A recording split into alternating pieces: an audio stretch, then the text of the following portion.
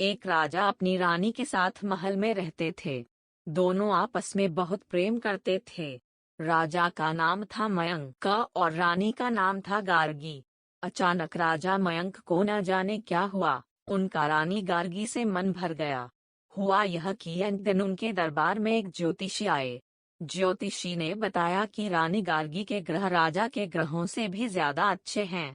उन्होंने यह भी कहा कि हो सकता है कि कुछ वर्षों के बाद शासन रानी संभालने लगेंगे। राजा को यह बात बिल्कुल भी अच्छी नहीं लगी। उसी दिन से वे रानी से ईर्ष्या करने लगे। एक दिन तो उन्हें इतना गुस्सा आ गया कि उन्होंने रानी को तुरंत महल छोड़कर जाने को कहा। वे रानी से बोले, हम चाहते हैं कि आप तुरंत यह राजमहल छोड़कर अपने माता पिता के घर चली जाएं। रानी यह बात सुनकर बहुत दुखी हुई। उनको रोता हुआ देखकर राजा बोले, आपको यह महल और इसकी सुख सुविधाओं को छोड़ने में तकलीफ होगी। आप चाहे तो अपनी सबसे प्यारी और मूल्यवान वस्तु अपने साथ ले जा सकती हैं, बस इससे ज्यादा हम आपको कुछ नहीं दे सकते। ऐसा कहकर महाराज चले गए।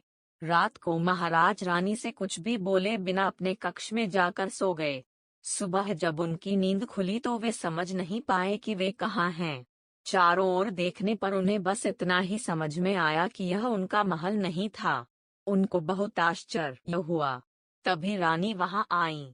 रानी को फिर से अपने सामने देखकर वे क्रोधित हो गए और बोले, यह हम कहाँ हैं? हम यहाँ कैसे आए? और आप यहाँ क्या कर रही हैं?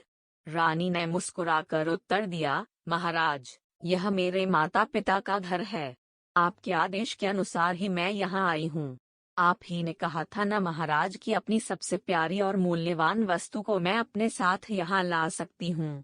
मैंने वही किया।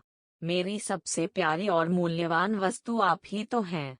इसीलिए रात को जब आप सो रहे थे तब सैनिकों की मदद से मैं आपको यहाँ ले आई, आपके पलंग के साथ, जिससे कि आपकी नींद न टूटे।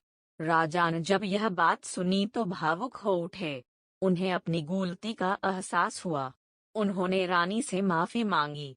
राजा मयंक और रानी गार्गी अपने महल में लौट आए और सदा प्रेम से रहे।